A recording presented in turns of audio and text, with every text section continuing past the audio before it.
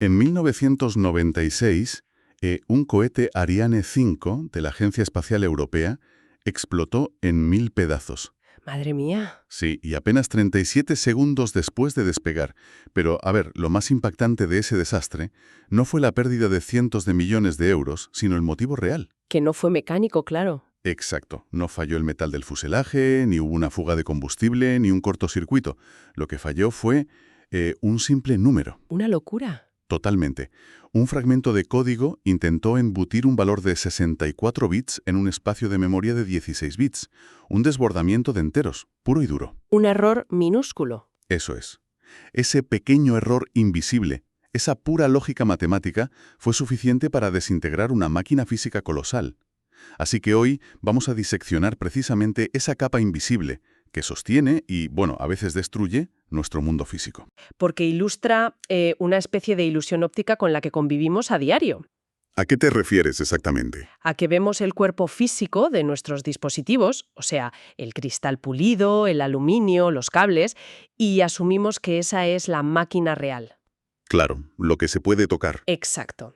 Pero la inteligencia, el comportamiento, la capacidad de procesar la realidad en milisegundos, todo eso reside en un ecosistema intangible. El software. Eso es. Sin ese componente lógico, el hardware más avanzado del planeta es, a efectos prácticos, pues un pisapapeles muy caro. Vale, vamos a desgranar esto, porque la misión de nuestro análisis a fondo de hoy es sumergirnos de lleno en ese ecosistema. Y para guiarnos, vamos a extraer la esencia de un documento fundacional. Sí, el capítulo 1 de un manual técnico profesional. Eso es. La unidad formativa Gestión y Operativa del Software de un Sistema Informático, conocida en el mundillo como UF 1351. Un clásico para los técnicos de sistemas. Así es. Y nuestro objetivo es desmitificar la arquitectura real del software para quienes nos escuchan. Queremos entender no solo qué es, sino cómo logra una aplicación hablar con un procesador sin fundirlo. Que no es tarea fácil, ¿eh? Ya te digo. Y bueno, el manual arranca desmontando el mito de que el software son simplemente los programas que instalamos. Absolutamente. A ver, si le preguntas a cualquier profesional de sistemas, te dirá que el código ejecutable es solo la punta del iceberg. O sea que hay mucho más debajo. Muchísimo más. La definición técnica estricta engloba el conjunto de instrucciones, sí, pero también los procedimientos, las reglas operativas, los datos de configuración y, ojo, un elemento vital que a menudo se ignora. ¿Cuál? La documentación asociada. Ah, claro, los manuales. Exacto. Un bloque de código compilado sin sus manuales de arquitectura, sin los diagramas de flujo que explican por qué se diseñó así, es prácticamente código muerto a nivel empresarial. Wow.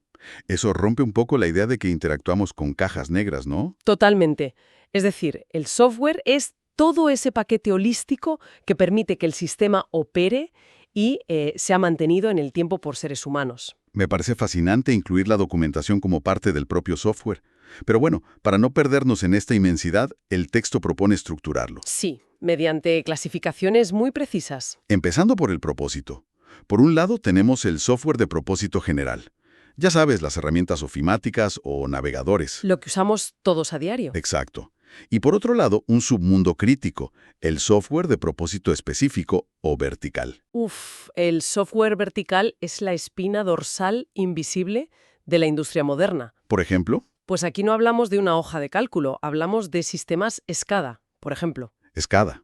Sí, significa Control de Supervisión y Adquisición de Datos, por sus siglas en inglés. Son arquitecturas diseñadas exclusivamente para interactuar con controladores lógicos en entornos industriales. O sea, fábricas y demás. Exacto. Es el software que decide cuándo abrir la válvula de refrigeración en una central nuclear o cómo coordinar los brazos robóticos en una fábrica de coches, Madre mía, código hiperespecializado. que jamás verá el mercado de consumo. Y junto a esto, claro, está el software de programación. Los compiladores y entornos de desarrollo, ¿verdad? Eso es. Básicamente, el software que construye software. Es como una abstracción sobre otra abstracción. Y bueno, si la clasificación por propósito nos dice para qué sirve, la clasificación por modo de ejecución nos revela cuándo y cómo decide actuar. Claro, ahí entran otras categorías. Tenemos el software residente como los daemons en entornos Linux, que viven permanentemente agazapados en la memoria esperando un evento. Siempre alerta. Exacto. Tenemos el transaccional, que responde a las peticiones puntuales, y el procesamiento por lotes, o batch, que se traga terabytes de datos de madrugada sin que nadie lo mire. Los procesos nocturnos de los bancos, por ejemplo. Eso es. Pero el que me parece que tiene un peso arquitectónico distinto es el software en tiempo real. Sin duda. Y aquí, a ver, es importante aclarar un concepto erróneo muy común. Cuéntame. Tiempo real no significa muy rápido, significa determinista. Determinista. A ver, explícame eso. Pues en un software transaccional normal, si el sistema operativo tarda 2 segundos más de la cuenta en abrir un archivo porque el procesador estaba ocupado, no pasa nada. ¿Te sabe el relojito de arena y ya está? Exacto. Pero un sistema en tiempo real tiene restricciones temporales críticas. Piensa en el software que despliega el airbag de un coche. Uf, claro. Debe leer los sensores y enviar la señal de activación en una ventana estricta de escasos milisegundos. O sea que si llega tarde, Si la respuesta llega un milisegundo tarde, el resultado es catastrófico. El sistema asume ese retraso no como lentitud, sino como un fallo total. madre mía. Por eso, su arquitectura a nivel de núcleo, de kernel, es completamente distinta. Viendo la magnitud de todas estas piezas, creo que necesitamos aterrizarlo un poco visualmente. A ver, propon algo. Pues olvidemos la típica analogía del piano de cola, donde el hardware es la madera y el software la partitura. Pensemos en el sistema informático como la cocina de un restaurante de alta gastronomía. Me gusta por dónde vas. El hardware sería la cocina física, los fogones, las sartenes, la cámara frigorífica.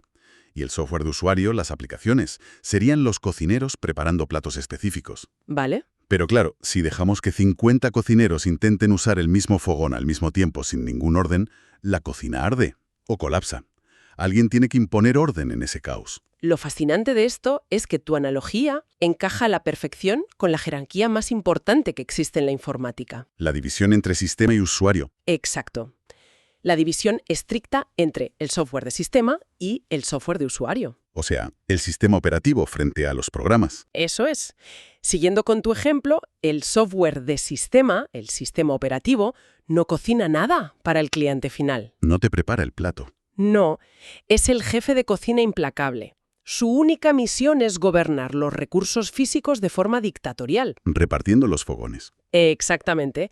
Decide qué cocinero usa el fogón, durante cuántos milisegundos, cuánta memoria RAM se le asigna a cada proceso y qué pasa si un proceso intenta acceder a un disco duro al que no tiene permiso. Y el trabajador especializado. O sea, el software de usuario tiene que someterse a esta burocracia. Sí o sí. Entonces, cuando uso un navegador web súper avanzado, este en realidad no tiene ni idea de cómo encender la antena Wi-Fi de mi equipo, sino que tiene que pedirle permiso educadamente al software de sistema. Es exactamente así. Es una abstracción absoluta y es por diseño. Explícame eso de la abstracción. Pues el software de aplicación opera en lo que llamamos el espacio de usuario, o RIN3 en arquitecturas x86.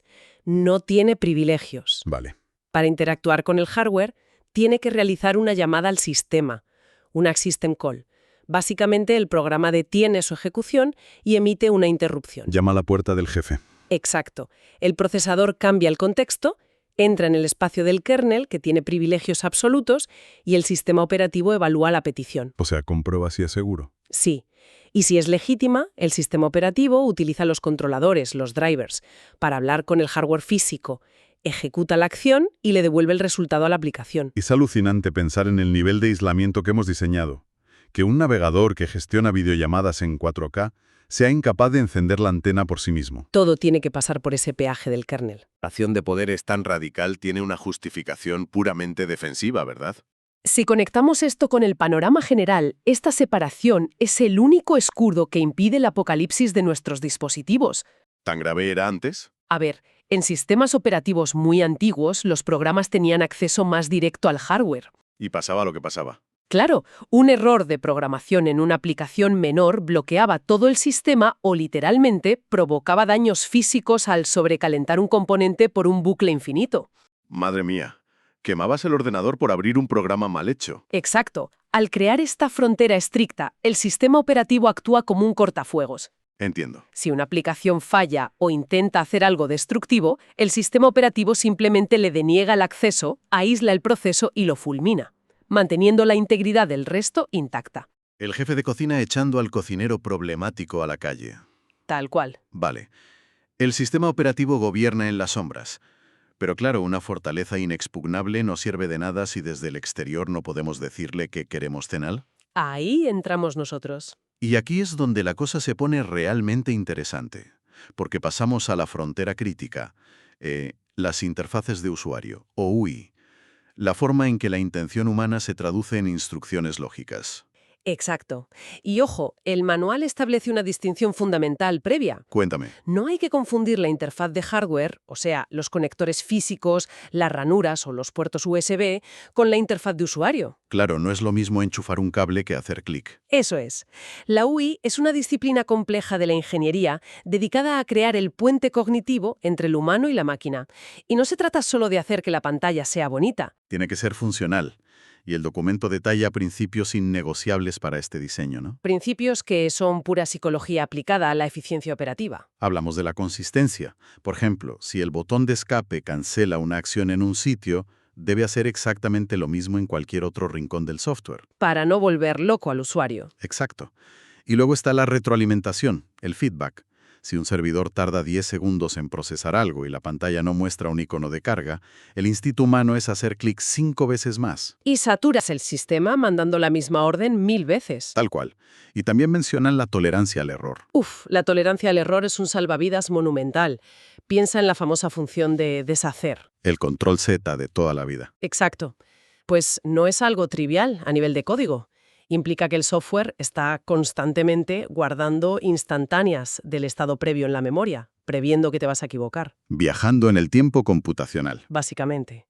Y por supuesto está la accesibilidad, que hoy en día es un estándar normativo crítico. Lectores de pantalla, contraste, todo eso. Sí, el software debe ser usable por personas con diversidad funcional. Y si lo pensamos, la evolución de estas interfaces es la historia de cómo hemos ido reduciendo la carga mental humana. Totalmente. Al principio, la única puerta de entrada era la CLI, la interfaz de línea de comandos. Es como conducir un coche manual con el capó abierto. Tienes que saber exactamente qué tocar. Pantalla negra, texto blanco y a memorizar comandos. Eso es. Luego llegó la GUI, la interfaz gráfica, el coche automático, ventanas, iconos, ratón. Y pasamos a las NUI, las interfaces naturales táctiles. Los móviles. Exacto. Y ahora la BUI, las de voz, que es como tener un chofer al que solo le das órdenes. Es una analogía muy buena. Pero viendo esta progresión hacia lo invisible, me resulta paradójico algo del manual. A ver. Cuando bajamos a las trincheras de la administración de sistemas, la CLI, la línea de comandos pura y dura, sigue siendo la reina absoluta. Ah, sí, sin duda. Pero, ¿por qué? En la era de la inteligencia artificial y las pantallas táctiles, ¿por qué los técnicos siguen prefiriendo escribir texto en terminales oscuras? Porque en el entorno profesional de servidores, la métrica no es que sea intuitivo, es la eficiencia y la automatización. O sea, ir rápido. Una GUI es inútil. No vas a hacer 1000 clics en 1000 menús distintos. Te vuelves loco. En una CLI, el texto es un flujo de datos puro. Escribes un script que itera sobre 1000 máquinas en fracciones de segundo y listo. Magia negra para el resto de los mortales. Además, la línea de comandos no requiere renderizar gráficos pesados, por lo que consume recursos mínimos y funciona sobre conexiones de red lentas. Para el usuario final, la meta es la comodidad. Para el administrador, es el control absoluto. El usuario quiere simplemente dar una orden al aire, pero el ingeniero necesita operar directamente sobre las válvulas. Tal cual. Y hablando de válvulas lógicas, eso nos introduce en la última sala de máquinas de nuestro recorrido. La configuración. Eso es. Hemos visto el hardware, el sistema operativo, las aplicaciones y las interfaces. Pero el software es maleable, y los técnicos lo ajustan sin tener que reescribir el código entero. Menos mal. Pasamos a la infraestructura de configuración. ¿Cómo funciona esto por dentro? Pues mira, el software moderno es muy modular.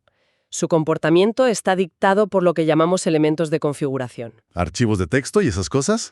Sí, el nivel más fundamental son los ficheros de texto plano, archivos con extensiones como .json o los clásicos .ini. Vale. Cuando un servicio arranca en un servidor, antes de hacer nada útil, lee ese archivo de texto, lo analiza y carga esos valores en la memoria RAM. Y a partir de ahí, A partir de ese momento, todas las decisiones lógicas del programa, por qué puerto escuchar, cuánta memoria consumir, se resuelven consultando esas variables. O sea que alterando una sola palabra en un archivo de texto, cambias el comportamiento de todo el programa. Exactamente. Y aparte de estos ficheros estáticos, El manual explora métodos más dinámicos, ¿no? Las variables de entorno, por ejemplo. Sí, espacios de memoria que el sistema operativo pone a disposición de todos los procesos, como la variable path en Linux. O el famoso registro de Windows. El registro de Windows es una inmensa base de datos centralizada que gobierna cada milímetro del sistema. Y hay otro elemento de configuración que el manual resalta y que suele sorprender: las licencias de software. Sí, la gente piensa que es un simple trámite legal. Un papel en un cajón. Exacto. Pero en el ámbito corporativo, una licencia es un elemento lógico criptográfico. Es un archivo firmado digitalmente que el sistema procesa. O sea, que toma decisiones basándose en la licencia. Claro. Si el software detecta que ya hay 50 usuarios conectados y la licencia solo permite 40, entra en un modo restrictivo y bloquea el acceso. Entonces, ¿qué significa todo esto a gran escala? Pensemos en el impacto real. ¿Es posible que la conectividad de toda una multinacional dependa de que un técnico haya cambiado un verdadero por un falso en un archivo de texto perdido? Esto plantea una pregunta importante sobre el riesgo en las infraestructuras modernas. Y la realidad es escalofriante. Sí. Totalmente. Una coma mal puesta en un archivo de configuración de enrutamiento puede provocar lo que se conoce como un agujero negro en la red, Madre mía. desconectando centros de datos enteros de Internet en segundos. Y ojo, ha ocurrido con gigantes tecnológicos. Y por eso el manual es tan inflexible con la trazabilidad, ¿no? La regla de oro. Exacto. Cualquier cambio debe documentarse. ¿Qué se cambió? ¿Por qué? ¿Cuándo? ¿Y quién fue? Porque si falla algo 3 días después... Si no hay trazabilidad documental, resolver la caída es imposible. Hoy en día esto ha evolucionado hacia la infraestructura como código, donde las configuraciones se controlan como si fueran programas. Claro. Porque sin trazabilidad no tienes un sistema informático, tienes una bomba de relojería lógica. Una bomba de relojería lógica. Es una imagen tremendamente precisa de la fragilidad de esta arquitectura invisible. Da un poco de vértigo, ¿sí? Y creo que es el cierre perfecto para nuestra exploración de hoy. Hemos desmantelado ese mito de que el hardware es lo único que importa. Desde luego. Hemos adentrado en el verdadero cerebro del sistema. Hemos entendido cómo el kernel protege nuestros equipos y por qué las líneas de comandos siguen reinando en las sombras. Es un análisis esencial, la verdad.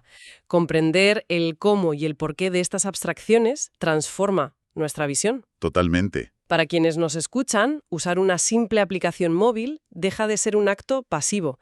Ahora sale en el monumental trabajo de ingeniería y lógica matemática que hay detrás de cada clic. Exactamente. Pasar de observar la magia a comprender la lógica. Y bueno, para finalizar, me gustaría dejar una idea orbitando en la mente de nuestra audiencia. A ver. A lo largo de este análisis, hemos visto cómo la frontera entre el humano y la máquina se ha ido difuminando, ¿verdad? Sí, de la pantalla negra a la voz natural. La tendencia es clara. La interfaz busca volverse invisible. Entonces, si el procesamiento del lenguaje natural y la computación ambiental siguen avanzando, ¿llegará un punto cercano en el que la idea misma de interfaz de usuario desaparezca? Es una buena pregunta. Si interactuar con software complejo se vuelve indistinguible de encender una luz o de charlar con otra persona en la misma habitación, olvidaremos por completo que estamos interactuando con ese ecosistema intangible de código del que hemos hablado hoy. Pues da que pensar. Un misterio sobre el futuro de la tecnología. Perfecto para reflexionar hasta nuestra próxima exploración.